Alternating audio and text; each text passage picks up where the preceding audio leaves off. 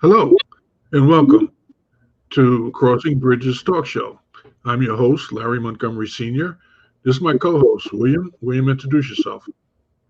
Good afternoon, everyone. My name is William Lamont Montgomery. It's a pleasure to be here.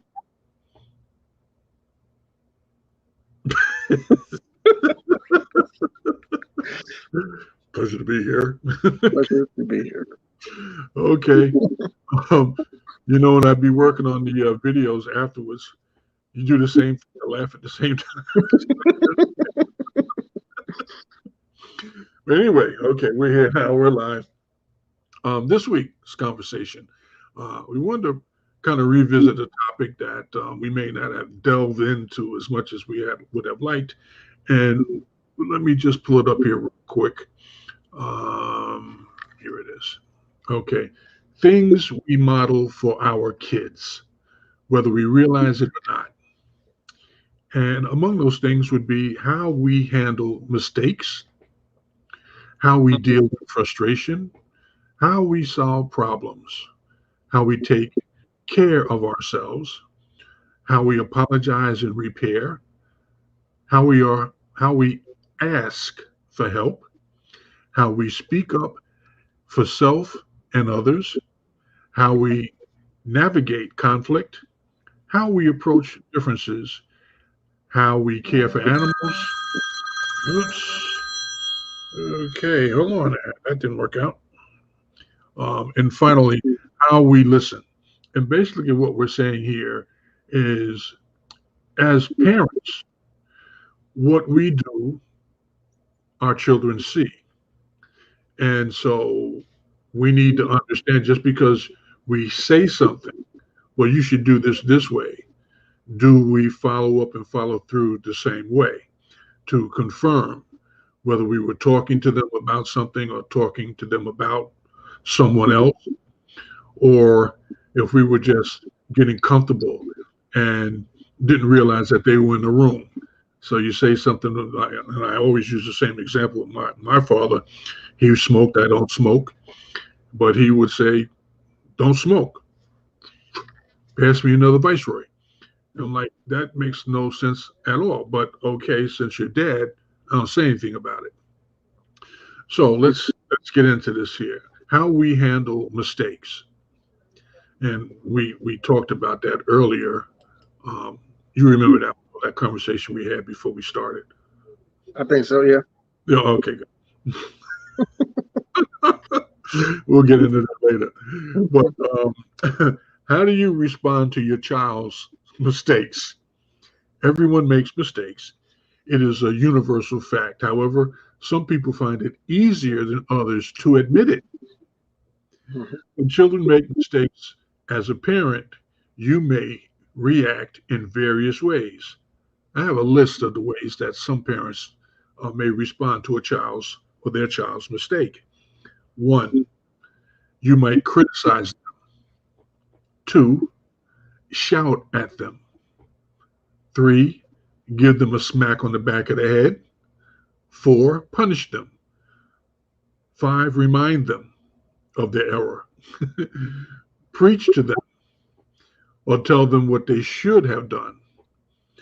Argue with them, threaten them, or you might call them names such as stupid, thick, dumb, idiot, etc., depending on the gravity of the mistake. However, there is a problem with each of these methods. They don't work. Sometimes in the short term, your child may do things to avoid you're shouting or punishing them. But in the long term, poor behavior is often repeated when you are not around. Your children continue to fight, pick on other kids, answer back, misbehave in school, help themselves to whatever, which is a bit unsettling to realize. So, as um, parents can use the same process. Finally, it is important that we go through the same process when we make mistakes. Children we learn, children will learn a lot of copying the behavior modeled by their parents. So when we have lost our temper or done something we are not proud of, saying sorry is good. Children love to hear when we have made mistakes, what the consequences were, and what we learned. It helps them to realize that we are all human.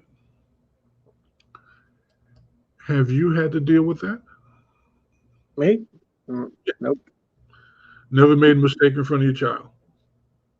I mean, I probably made a mistake, but unfortunately for me, I was separated from my family for most of her life, so the chances of me making mistakes in front of her were slim and none. So,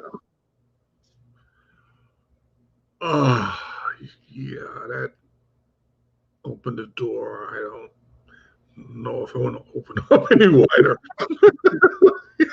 the truth is the truth, I mean, Well, not in that, light of the conversation we're having, without going into the details specifically,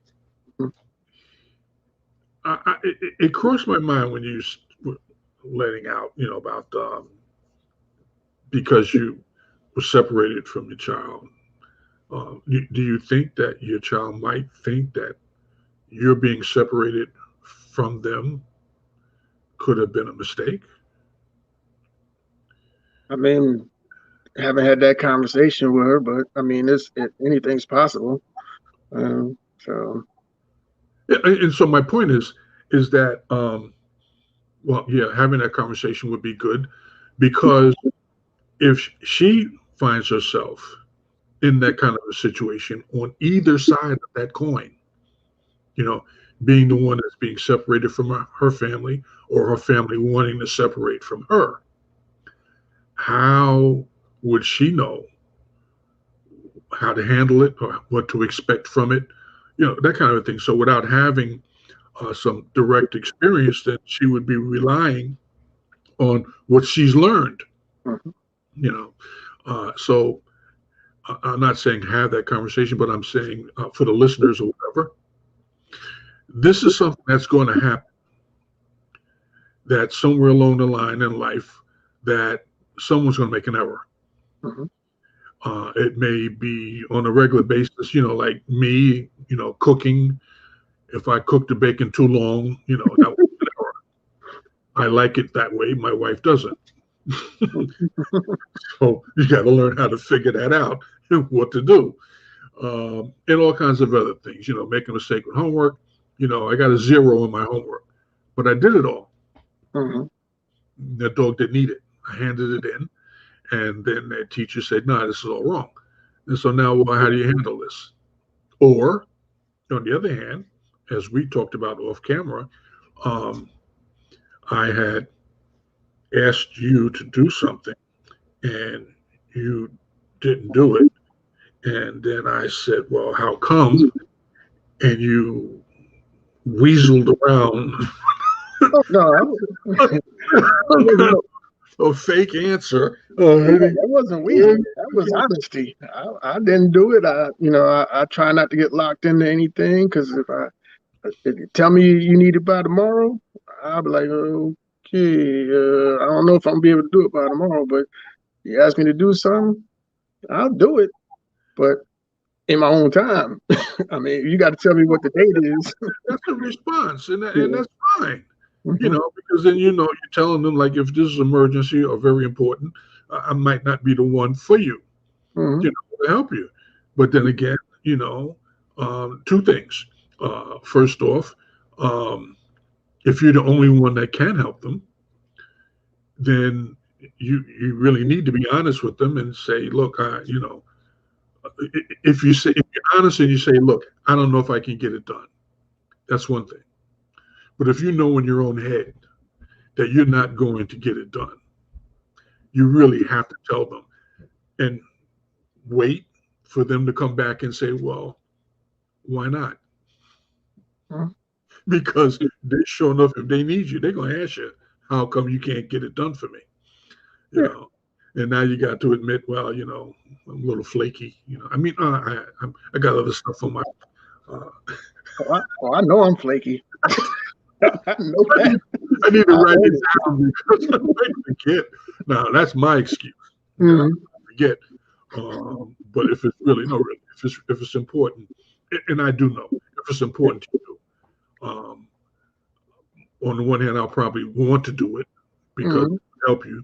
On the other hand, um, I'll find the time because busy people find time to do things that they agree to do, whether they like it or not, because they know using that excuse, and not saying excuse, but just telling somebody, "Oh, I'm too busy."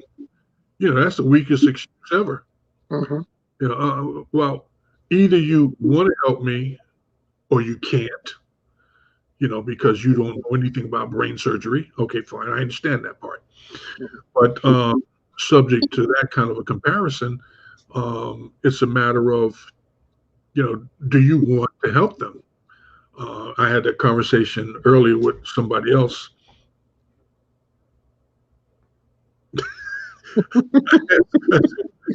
Would you?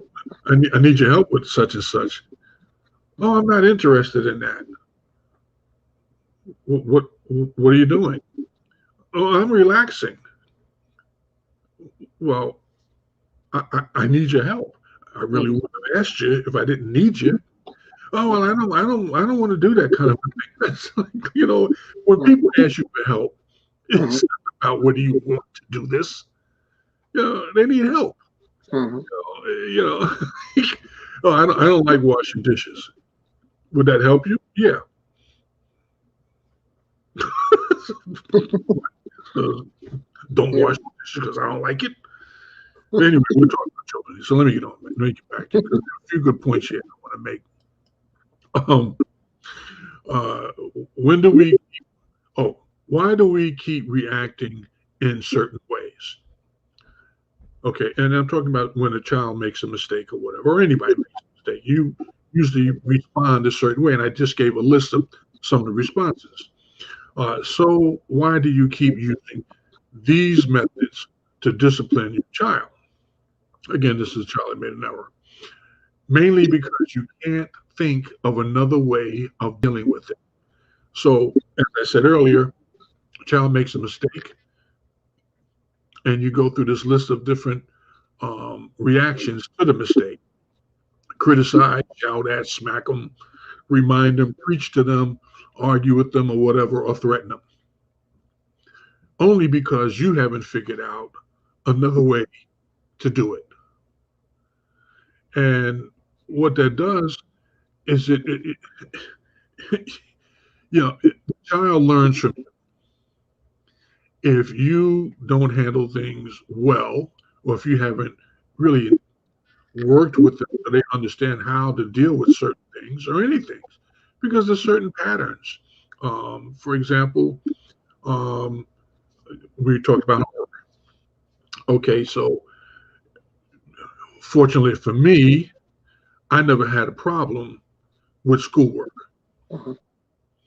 So you could ask me anything at whatever grade you were in, and I had an answer for you. It may not have been right, but you didn't know at that time. So it was good. I got out the room. If you asked me to do new math, I'd have to slap you. I can't figure that out. You know, had a clip on Facebook about somebody doing on one side doing a new math problem, and on the other side someone doing it the old way. They were working this problem, well, I'm telling you, so hard, so long.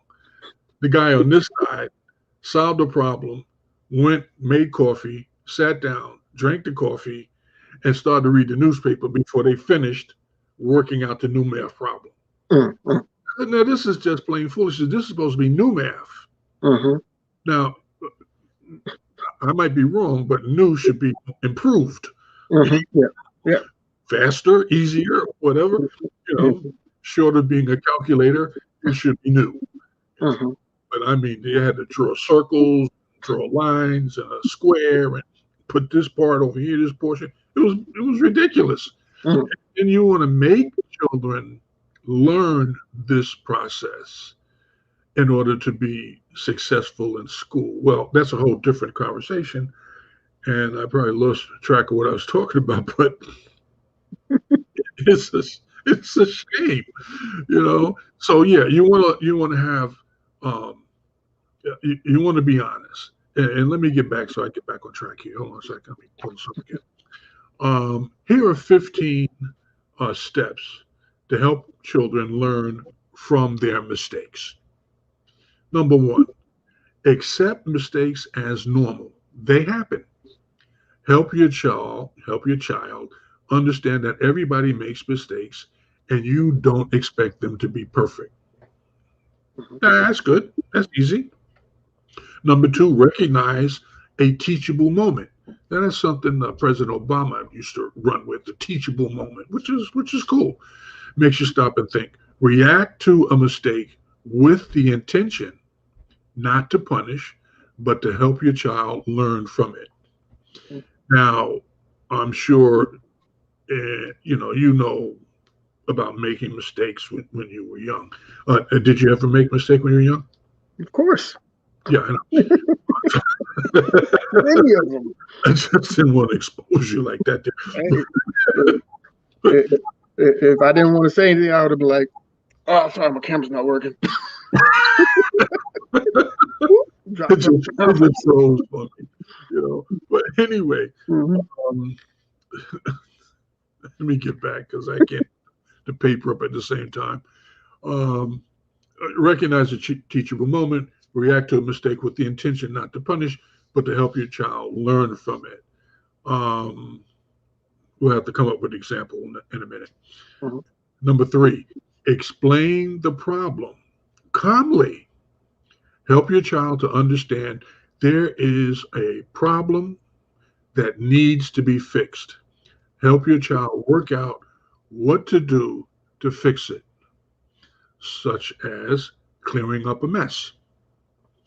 Um, I know that you and your brother had great difficulty in keeping your room organized. I didn't say clean,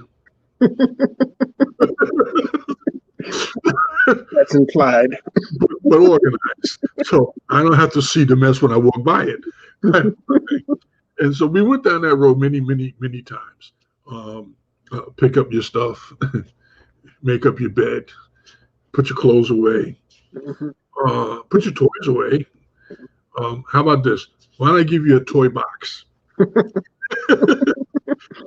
Then it got to, well, look, just shove them in the closet and close the door. That would work. Kids, you're not supposed to listen to that Yeah, suggestion. yeah, that Parents works might not like that one. because I opened the door. Yeah. How you find them?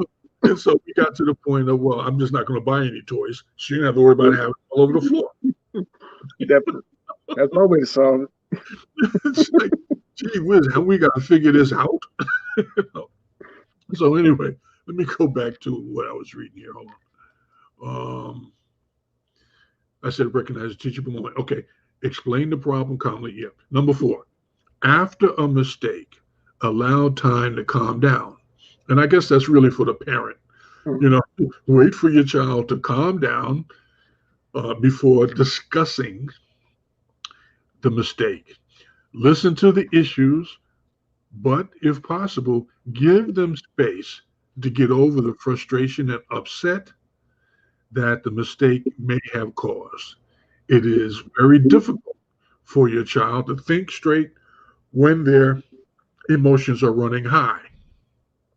That sound familiar to you? Mm, No, I know. I mean, if you're talking about after a whooping, I understand that. But if they made a mistake, they're probably not recognizing that they even did anything wrong, you know, until you either yell at them or scold them, hit them upside the head, then that might be when they get a little anxious. But Well, I mean, sometimes there's like signs and signals about when you make a mistake. Usually it starts with four words. Didn't I tell you? yeah, then that's when the anxiety starts popping up. Yeah, definitely. Hear those four words and say, oh man, this is not going to go well. Sometimes it just takes a look. I know that. Hmm. My mother would look down the whatever. Like, you lost your mind, or you about to lose your head. Yeah. Okay, we'll do that again. Mhm. Go back here. Um, okay, number 5.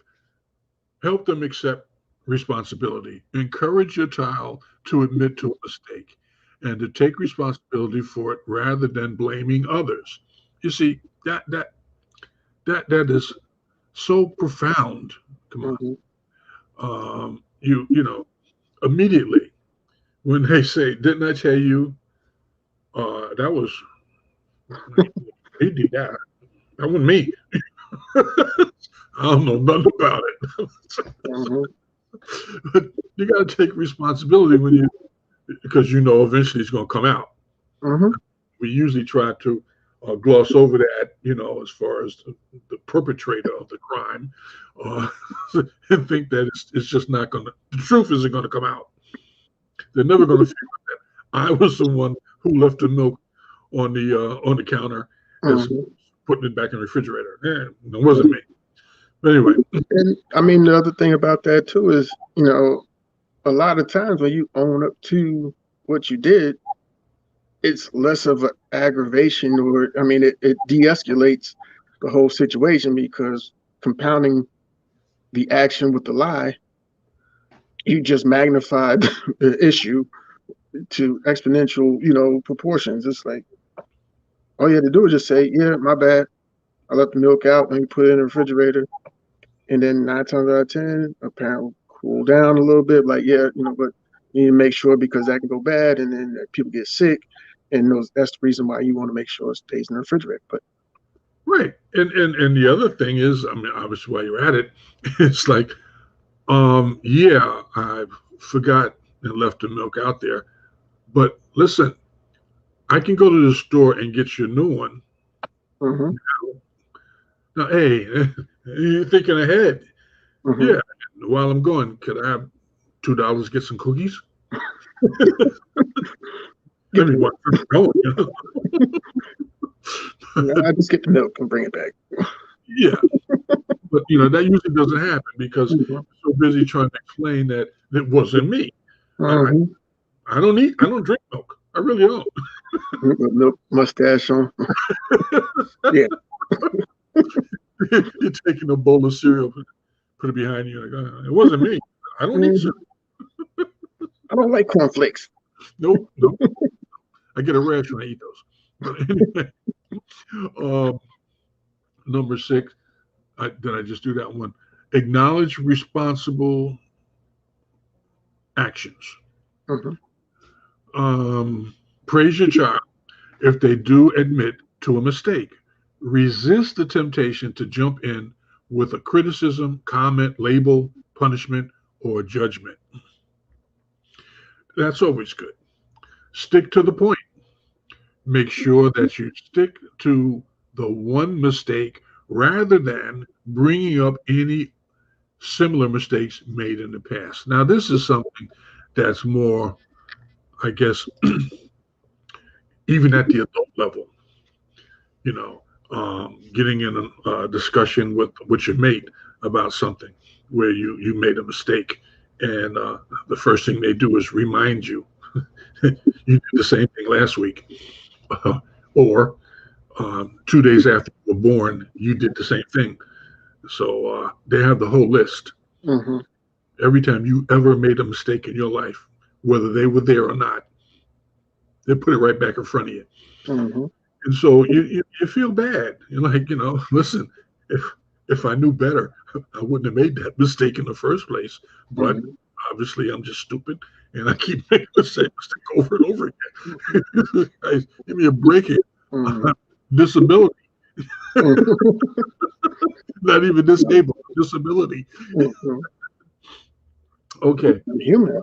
help them apologize. Encourage your child to say sorry and discuss ways of doing this in person if possible or in a letter. A good apology includes, whether it's written or not, a description of what had happened, recognition of the hurt or damage caused, accepting responsibility for the situation, admitting their role in the incident, expressing regret for what happened, asking for forgiveness, reassurance that it won't happen again, and finally, asking how they can make up for the hurt or damage. Now, again, this is not just a child thing. This happens at the adult level many, many times. I was watching Maury the other day, and it seems to be a consistent pattern when brothers come on the show and they know they've been cheating, and the girlfriend, wife, or whatever wants to get the truth, and they want to sit down in front of millions of people and put all their laundry on the floor in front of them. And then when the truth comes out, and I like the way Maury does it because the first thing he usually asks you something simple. Like, well, the question was, what's your name? My name was Joe. Oh, okay. And you said Joe, and Joe is correct, right? You were telling the truth. Yeah.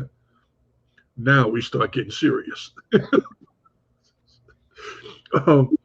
We asked you, had you ever had sex with your neighbor? You said no. The lie detector said that was a lie. Oh, no, the machine is broken. It's not telling the truth. Oh, no, the lie detector doesn't work. Really? we just we just acknowledged that it knew your name. That was the truth. Mm-hmm. And then they'll go on and whatever. People just go bananas, man. I'm telling you. You watch that show. I mean, I'm old, so I can watch it. You know, they make like, oh, they bring up all your dirt from whenever, throw it in your face, let everybody know what you was doing. And then after it's all over, and the woman or the guy is hurt because you cheated on him. Now you want to act like, oh, you'll get over it. We good, right? It's all good, right? Everybody on the block knows what you just did, and now it's all good. You could have told me the truth before we got here, Mm-hmm. and then either we continue to come or not. But no, you want to add insult to injury. So anyway, back to our my notes here. Let me get that up again. Okay. Don't rescue from poor decisions. Overcome the temptation to rescue your child from the consequences of a mistake. Help them to realize the consequences of their actions, such as children not wanting to play with them, people being cross with them, punishments at school, etc. So you're acknowledging the fact that there was an error made, and yeah, there's going to be some consequences, uh, possibly. Number 10, help them explore solutions. Help your child to problem solve, to look at ways to make amends or do something nice if they have hurt or offended someone. Maybe drawing them a sorry picture, helping out around the house, decorating a cake for them, or giving them a foot massage. Now, I think the author took some liberties with children giving foot massages because they made a mistake.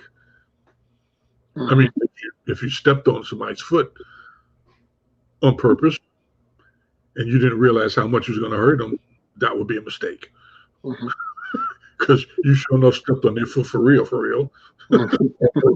So it couldn't have been a mistake. Anyway, but that was a funny article. Let me go on. Number 13. No. Number 12. Practice the new behavior.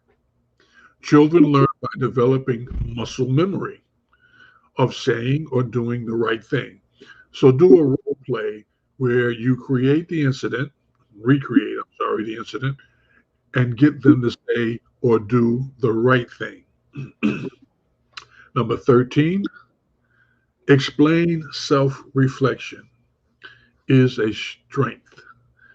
Help them realize the benefits of learning new ways to react so they don't keep reacting or repeating the same poor behavior. And that's what we talked about earlier, as far as from the parent's perspective, the way you deal with a child's mistake. You keep doing this, dealing with it the same way, you keep getting the same results, and you wonder why it doesn't work. Number 14, forgive and forget.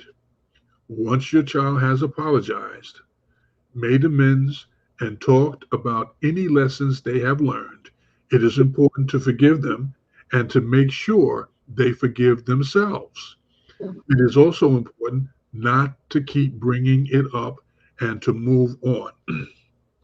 I think what's one thing that's key there is being able to explain and make sure that the child understands that they have to forgive themselves for the mistake. It's easy to say, oh, well, I'm sorry, I didn't mean that, but sometimes you make mistakes and you feel bad about them, and then you continue to feel bad even after you've apologized or did everything you could.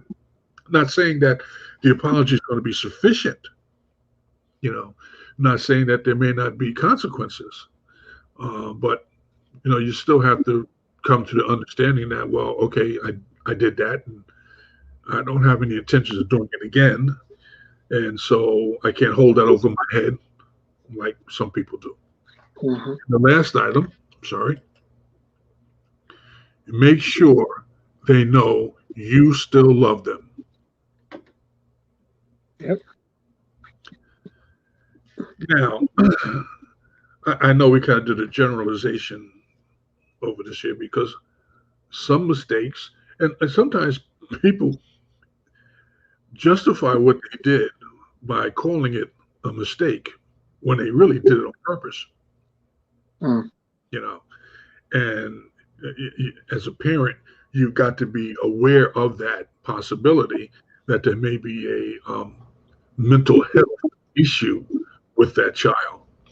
And you need to be on top of that because they'll just keep doing things like that and thinking that it's okay for me to apologize and walk away when no, you're doing it on purpose or you're doing it because you just can't help yourself. And you really need help and you don't understand, you don't know you need help because it's normal to you. And it's for the parent to kind of identify that and help you out.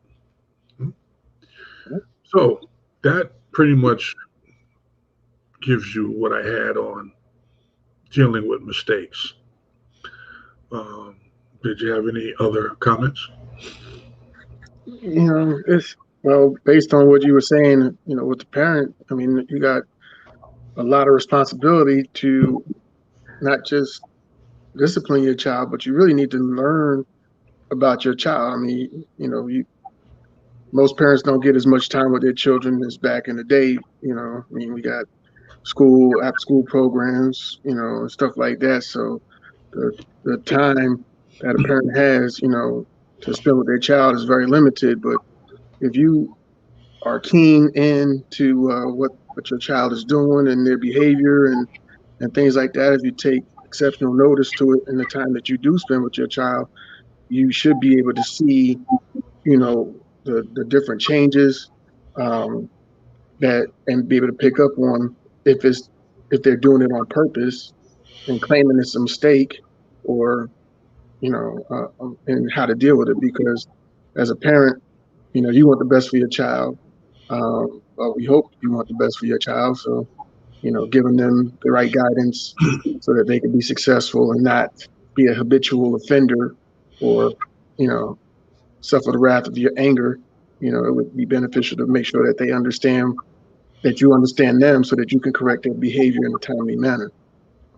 And while you were talking, I thought of sometimes, parents enable their child by the way they handle the child's mistakes. For example, you're at the local deli or bodega or whatever, and the child picks up something, puts in their pocket. Hmm. Now, you as a parent may not have seen that happen. We're going to assume Mm-hmm. the manager, store worker, whatever, seen it, and then child gets busted.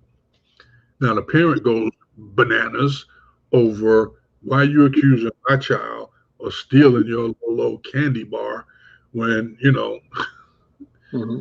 because he stole it. That's accusing him of it because he stole it. Mm-hmm. You should be looking at the fact that he stole it, okay, Mm-hmm. and telling them about that's not what you should do, and there's going to be some consequences because the child gets mixed messages. Mm-hmm. And they think that the behavior is fine because they didn't get yelled at, and they definitely didn't get yelled at in front of anybody else. You may have taken them home and slapped them around, I don't know, whatever. But if you're going to put on that kind of a display that everybody else is wrong and your child is correct when you know for a fact your child is wrong, you just confuse them and enable them to continue that kind of behavior. Mm-hmm. And I go back to the whole thing where I was talking about the Maury show. He'll have people up there, the boyfriend, girlfriend, and the mistress, whatever, or the other guy. And then the girlfriend is standing there accusing the boyfriend of cheating or whatever, and he's saying, I'm not lying or whatever. And then the third party, the other woman, steps in and she's got an opinion about it. Now the girlfriend is mad at the other woman. It's just nuts up there. But the reality is, it was the guy who was the problem, not the girlfriend. I mean, the other woman. She wouldn't have done anything if he had not either approached or accepted. So the one who's wrong is the one who is actually wrong. And a lot of times you see him go on the whole stage is in an uproar because two people who really shouldn't be going after each other because there's other, and we've talked about people who will start stuff and walk away. Mm-hmm. You started this and then you walk away like it's okay. We got to be able to identify where the mistake was made, who made it, and deal with them. The other stuff will be dealt with at whatever time it should be. But you don't want to send mixed messages that confuse the heck out of children, So that's all I have on that. Well, to piggyback on your assessment of the child with the candy in the candy store, I mean, we as parents, as much as we want to believe that our children are angels and beyond reproach, I mean, it's imperative that we find out the facts before we jump into defense mode. Okay, you say that my child took this candy. Okay, well, what pocket did he put it in, or what pocket did she put it in? Okay, let me check. Okay, oh, well, there is some candy in here. All right, here's your candy back. Here, I'll pay for it, whatever, and let me go tear they behind up. You know what I'm saying? But then they know that, hey, there's a process to this. If I did something wrong, it's going to be found out. It's going to be found out immediately. We're not going to be arguing back and forth, about blame and this, that, and the other for 20, 30 minutes. And, it's, okay, you said this happened. Empty your pockets. You know what I'm saying? We prove you wrong. I think you owe my child an apology for accusing him of being a thief. Mm-hmm. You see what I'm saying? It could be, so many problems can be solved that quick, but it's just how we handle it as an adults, because kids are only going to handle it. They're going to follow what their parents do. So if a parent is belligerent and so forth and so on, then the cops get called and they find out their kid is a thief, you really didn't do that child any help, because now you causing problems in society, and your child is looked at as a thief. We need to solve this at a lower level and be realistic. Hey, anything's possible. Maybe he picked it up and didn't realize he needed to pay for it. I mean, if you got a 3-year-old child, you can't expect them to know anything about buying stuff. You know? Well, you're right. Yeah, that could be a problem if the child is very young. Mm-hmm. But it's a problem that could have been easily resolved or avoided if the parent had kept an eye on the 3-year-old that's walking around. True. Yep. Put that back. Yeah, and people will gloss over the fact that the child does the same thing at home and gets away with it. Yep. Oh, it's so cute. Johnny just went in my pocketbook and took a $5 bill out and put it in his pocket. Mm-mm. Really? Mm-hmm. Be picking Johnny up off the floor. You go in that pocketbook again, will you? Okay. I learned that one the hard way. Yeah. I don't want to go on a woman's pocketbook anymore. You can't pay me to go on a woman's pocketbook. My mother used to. She went and bought this big bottle of perfume. And, a big bottle for like $2 is cheap perfume. Yeah. Put it in the pocketbook. Just poured it in there. And so I'm smart, I'm going to get me a few quarters and go to school, go in the pocketbook, put your hand in there and bring it out. Lo and behold, what's that smell? Oh, God. You what? Because you can't wash it off no time soon, So you learn the hard way. But the consequence was, how you get the stink off your hand. You're going to walk around the school all day long. But yeah, people, you let it happen at home. It's going to happen when they go out in the street because they think it's okay. And, at home is best for you to work through those problems because then you could deal with it at whatever level you think necessary. The first time is, no, don't do that anymore, Johnny. That's not good. The second time, you want to get up off that floor? And the third time, they can be calling the police. You got a problem. You ain't figured it out yet. But anyway, it's better for you as a parent to really handle your child. I'm not saying abuse the child. They're kids. But you do have a responsibility, and sometimes that responsibility requires you to work. Yep. You have to work at it. You have to figure out, well, what am I going to do? Do I have to watch this kid? Yeah. You should watch. I didn't mean it like that. Yeah. But really, you got to really, really watch them because little kids get into stuff, man. I mean, they all the time. They ain't got no apprehension of climbing out their crib, climbing, walking out the door. Where you going? You walking out the door. Where you going? You got a car out there or something? You catching the counters. Right. You catching the cab going, so where are you going? But now they can open the door. Hitchhiking. Yeah. You can open the door. Open the refrigerator. I was getting some fruit. Fruit asked me, I'll get you fruit. You'll be all right. Go in there and grab something you shouldn't have. That'd be a problem. Yep. But anyway, yeah. So yeah, there's a reason parenting requires work, and if you don't have the skills up front, which most of us don't because we weren't parents from birth. Some of us have some experience because we had younger siblings that we had to deal with, babysit. That doesn't mean that you were a good babysitter. Nope. Just because they survived until mom got home. Yeah. I can remember some days I had to babysit. They didn't like it at all. I didn't want to do it, but I had to do it. And you better not think I ain't going to do it right.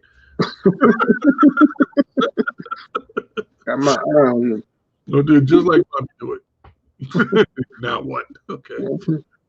Anyway, yeah. So people of color do things a little differently from people with no color. You'll write books on how to parent and raise children. Well, you don't spank them because that's so they can wind up in jail because they're hard headed when they think Mhm. it's going to be okay. Do whatever they got talk therapy. Mhm. Don't have to worry about it. These cops out here putting yeah. So anyway, um, it's getting late. You want to make your announcement? Oh well, for all our viewers out there, we would like to extend the opportunity to make a recommendation for topics that you would like to hear us discuss. If you would like to be a part of the show, please send a comment to my father, so he could possibly see if he can get you in, squeeze you in. Kind of busy with the two of us, but you might find space to squeeze you in. Um, and Something to we say. just we like to extend that invitation out to you. So thank you for watching, and we look forward to hearing from you. Yeah, and we'll be back next week if the creek, God willing, and the creek don't rise. God bless. God bless.